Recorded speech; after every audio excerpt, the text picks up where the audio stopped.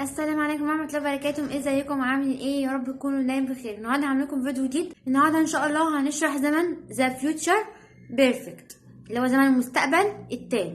طيب قبل ما ابدا الفيديو عايزه اقول حاجتين بالظبط، تمام، عشان ما ارغيش واطول وكده.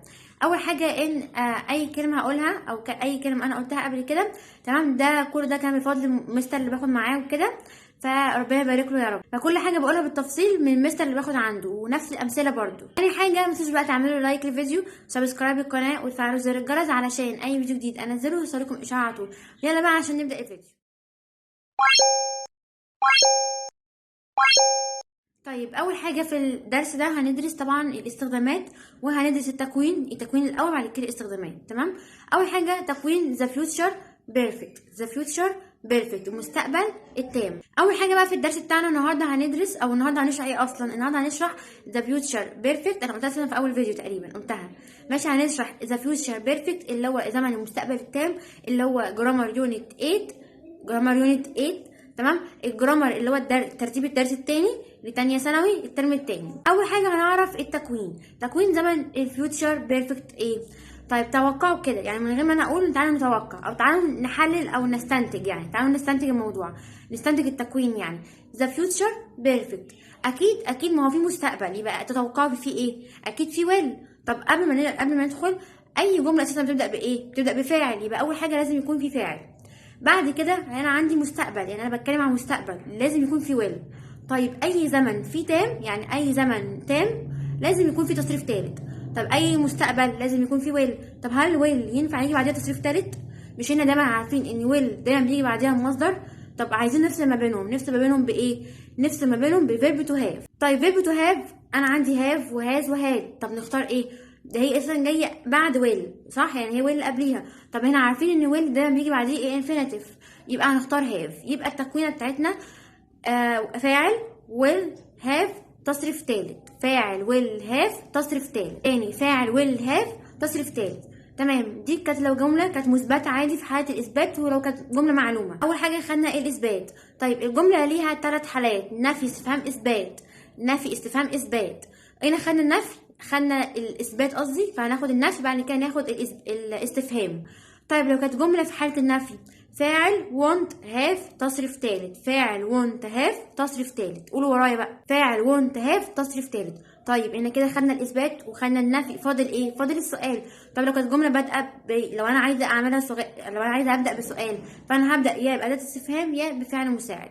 طيب في كلتا الحالتين، لو انا مثلا هبدا بفعل مساعد هبدا بمين؟ هبدا بويل، لان ويل هو اللي عندي في التكوين، هو الفعل المساعد. تمام. فهقول ويل، بعد كده فعل، بعد كده هاف، بعد كده تصريف تالت، يعني هكون باقي الجمله عادي. ولو هبدا باداه استفهام هقول اداه استفهام او اداه السؤال يعني، بعد كده ويل، بعد كده هاف، بعد كده التصريف التالت، بعد كده كويتشن مارك. تمام. ده كان التكوين الاساسي اللي لما يكون فيه فاعل، بعد كده ويل، بعد كده هاف، بعد كده التصريف الثالث. دي معناها سوف اكون فعلت، يعني في الوقت ده في المستقبل انا هكون عملت الحاجه دي. يبقى قبل ما ندخل على الاستخدامات، تعالوا فاضل في حاجه بس في التكوين. ايه هي؟ الباسيف. لو كانت الجمله مبني المجهول، باسيف يعني مبني المجهول. اي جمله عشان ابناء مجهول لازم تكون بادئه المفعول. فاول حاجه مفعول، بعد كده ويل، بعد كده هاف، بعد كده هنحط ايه ما بين الهاف والتصريف الثالث؟ هنحط ما بينهم بين، مش بينج، مش اللي هي بتاعت اي ان جي بتاعت المستمر بتاعت المره اللي فاتت، لا هنحط بين.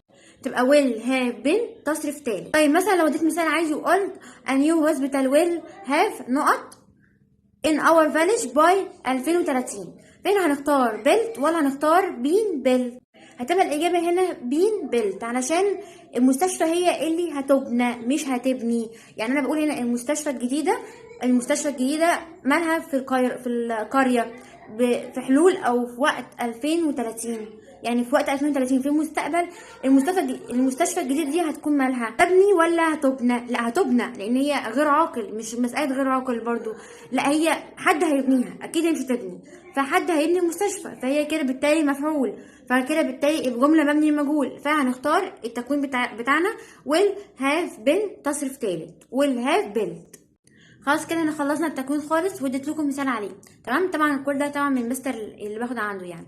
تمام. واللي هيجي برضو يعني لسه هقول برضو حدوته وكده، فهركزوا معايا بقى. ماشي. فالنهارده بقى نبدا ندخل على الاستخدام. هو انا هساله دلوقتي اقول له انت يا مستقبل يا تام ليك كام استخدام؟ فهو هيقول لي هو استخدام واحد بس. طب ايه هو؟ انه بيجي حدث اول مستقبلي. احفظوها كده، حدث اول مستقبلي. حدث اول مستقبلي معناه ان هو في المستقبل، تمام؟ مستقبلي يعني مستقبل، واحنا بنتكلم عن مستقبل تام، فمنطقي جدا يعني. طب حدث اول، طب لما يجي يقول لي حدث اول معناها ان في اكتر من حدث، صح؟ هو ما قاليش حدث مستقبلي بس، لا ده هو قال حدث اول مستقبلي، معناه ان انا كده هيجيلي في الجمله اكتر من حدث. فالحدث الاول اللي هيجيلي في الجمله ده هو ده هو ده الحدث، هو ده الجمله يعني اللي هحط فيها زمن المستقبل التام اللي هو موضوع الدرس بتاعنا النهارده. تمام؟ ايه بقى حدث اول مستقبلي ده؟ معناه هو حدث سوف يكون قد تم قبل حدث اخر بسيط في المستقبل. طيب حاجه كده بعيدا عن الدرس. انا يا جماعه لسه امبارح لسه عامله جمعيه، تمام؟ فالفلوس اللي هاخدها من الجمعيه دي انا هقبضها، يعني هاخدها يعني، ماشي؟ فهشتري بيها لحمه، تمام؟ فانا لما هشتري بيها اللحمه هشتريها بعد كده هطبخها. تعالوا بقى نرجع للدرس تاني. طبعا ده كله طبعا ده هزار، طبعا ده هزار يعني، ماشي؟ انا هشتري لحمه، تمام؟ بعد كده هطبخها. هل انا ينفع اطبخها قبل ما اشتريها؟ ازاي؟ مش هينفع. فلازم اشتريها الاول، بعد كده بعد ما اشتريها اطبخها. فالحدث الاول عندنا هو ان انا هشتري اللحمه، ده الحدث الاول. الحدث التاني لما انا هطبخها، يعني هطبخها يبقى ده الحدث التاني. طب احنا لسه قايلين دلوقتي في عنوان الدرس بتاعنا زمن ذا فيوتشر بيرفكت اللي هو زمن المستقبل التام، وقلنا من استخدام المستقبل التام هو استخدام واحد، انه بيجي دايما حدث اول مستقبلي، يعني لازم يكون هو الحدث الاول. طب انا عندي في الجمله فوق انا هشتري لحمه بعد كده هطبخها، طب فين الحدث الاول؟ هشتري اللحمه، يبقى كده هيبقى الجمله اللي هي هشتري اللحمه دي زمن فيها مستقبل تام، فاهميني؟ تمام. طب احنا كنا قايلين من تعريف زمن المستقبل التام ان هو بيجي قبل زمن بسيط، يعني هو دايما بيحصل الاول بعد كده زمن بسيط في المستقبل هو اللي بيجي بعدين، فاهماني؟ فايه زمن التاني؟ يعني ايه الحدث التاني اللي هيجي دلوقتي في الجمله؟ طبعا انا بطبق القاعده على الجملتين دول، تمام؟ يعني انا عايزه اربط ما بينهم برابط، وهشوف فين الحدث الاول فيهم ومين الحدث التاني، ونشوف ايه الزمن اللي بيجي في الحدث الاول ومين الزمن اللي بيجي في الحدث التاني، فاهماني؟ يعني الحدث التاني ان انا هطبخها، انا هشتري اللحمه الاول بعد كده هطبخها، فهطبخها دي الحدث التاني. طب الحدث التاني ده بقى بيكون زمن مستقبل بسيط عادي، والحدث الاول بيكون زمن مستقبل تام اللي هو موضوع درسنا.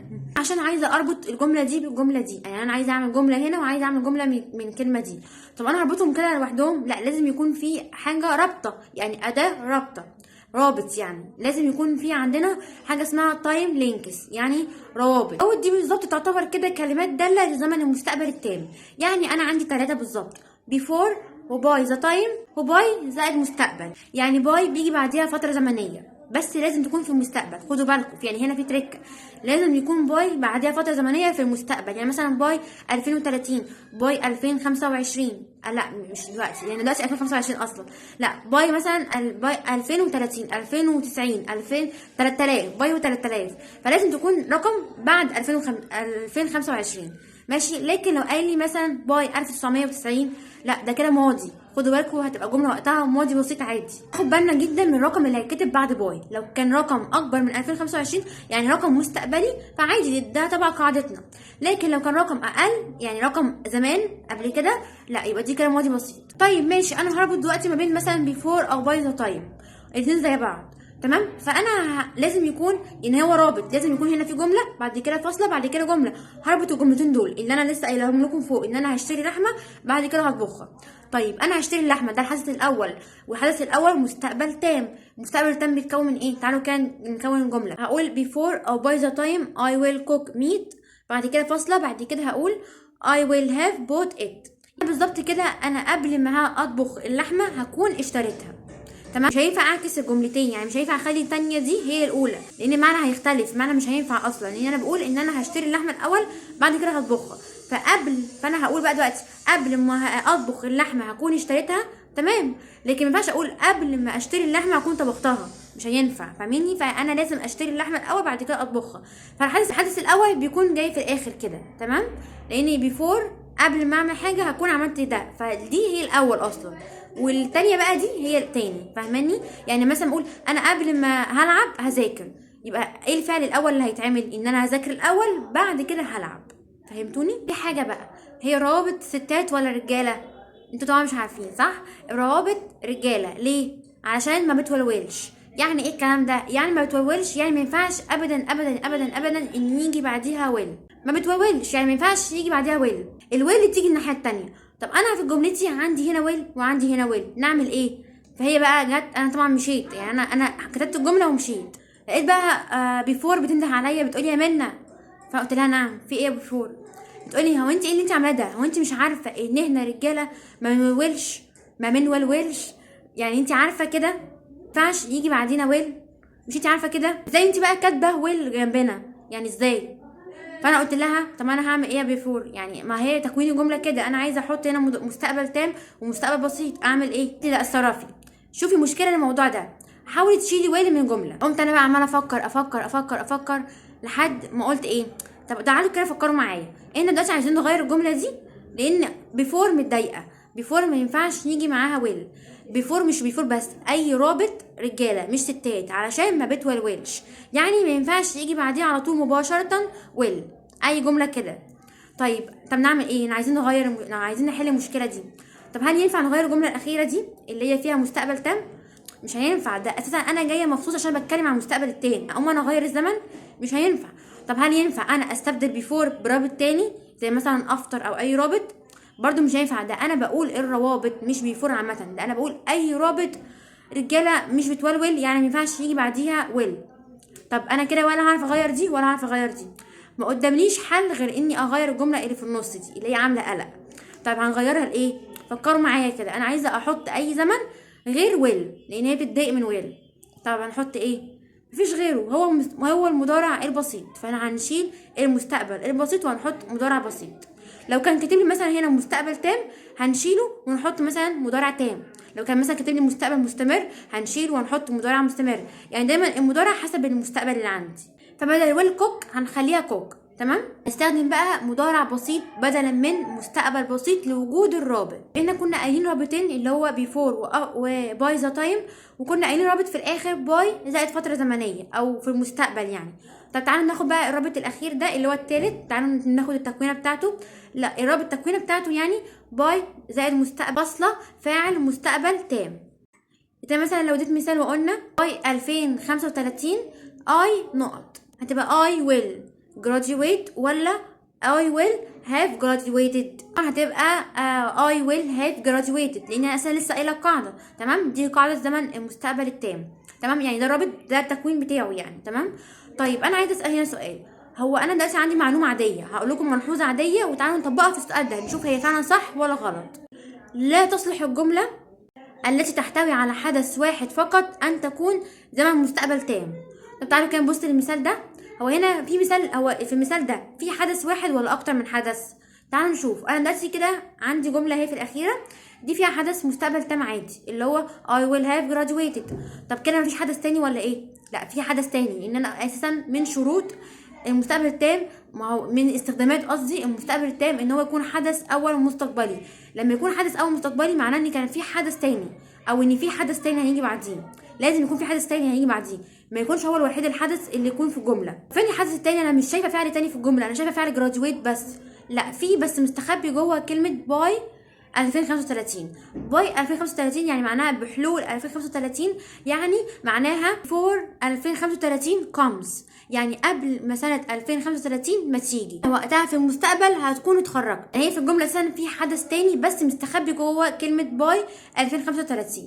مش لازم يكون عندي في الجمله فعلين علشان يبين لي ان في حدثين. تمام. فجملتي دي معناها ايه؟ معناها ان انا هتخرج الاول بعد كده 2035 هتيجي، ف 2035 دي الحدث التاني، لكن ان انا اتخرج الاول ده الحدث الاول. تمام.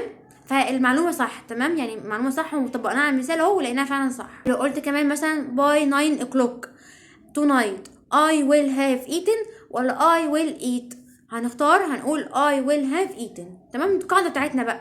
طيب تعالوا كده نلعب لعبه، تعالوا كده نشيل بدل كلمه بيفور ونحط بدلها افتر. تمام، نحط عكسها، نحط رابط مع معنى بمعنى بعد. انا نشوف الجمله تبقى عامله ازاي. لو انا مثلا قلت، انا هنطبقها على المثال الاولاني خالص اللي انا قلت فيه، يعني ان انا هشتري اللحمه بعد كده هطبخها.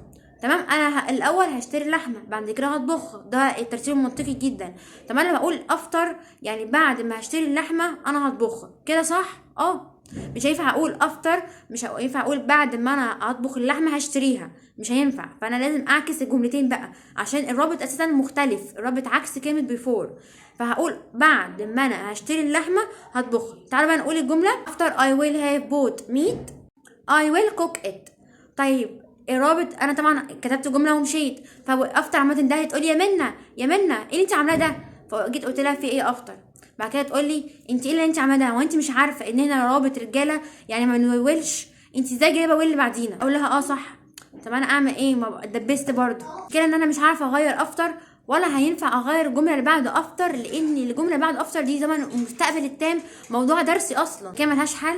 لا ليها، اني انا اشيل زمن المستقبل التام واحط بداله مضارع تام. هقول بقى هاف بوت. تمام. بس ده مش موضوع درسنا بقى، يعني انا كده مش بتكلم عن زمن المستقبل التام، لان جملتي فيها افتر وفيها مضارع تام وفيها مستقبل بسيط، مش بتكلم عن مستقبل تام هنا، فمش موضوع درسنا ده. بتكلم عامه انكم انتوا عمركم ما هتشوفوا ابدا كلمه افتر، الرابط افتر وما يساويها اي رابط بمعنى بعد زي افتر كده يجي بعديها على طول مستقبل تام، لان المستقبل التام بيكون فيه ويل، ومش هينفع يتحط ويل بعد كلمه افتر. علشان كده هنطلع منها معلومه ان لا يصلح استخدام زمن المستقبل التام مع الروابط اللي تكون بمعنى افتر وما يساويها، نستخدم بدلا منها زمن المضارع التام بوجود الرابط. بس كده ده الفيديو بتاعنا خلص. يا رب الفيديو يكون عجبكم، ولو عجبكم ما تنسوش تعملوا لي لايك للفيديو، سبسكرايب للقناه وفعلوا زر الجرس، بس كده خلاص ماشي. والمره الجايه بقى ان شاء الله هبقى المستر قال يعني اننا المفروض نراجع على جرامر يونت 3 بتاع الترم الاول تانية ثانوي، اللي هو اشكال المستقبل. تمام. اللي هو going to ويل بي والتصريف الثالث والبينج قصدي. تمام. والمضارع المستمر والمضارع البسيط اللي هو جودات ومواعيد والكلام ده كله.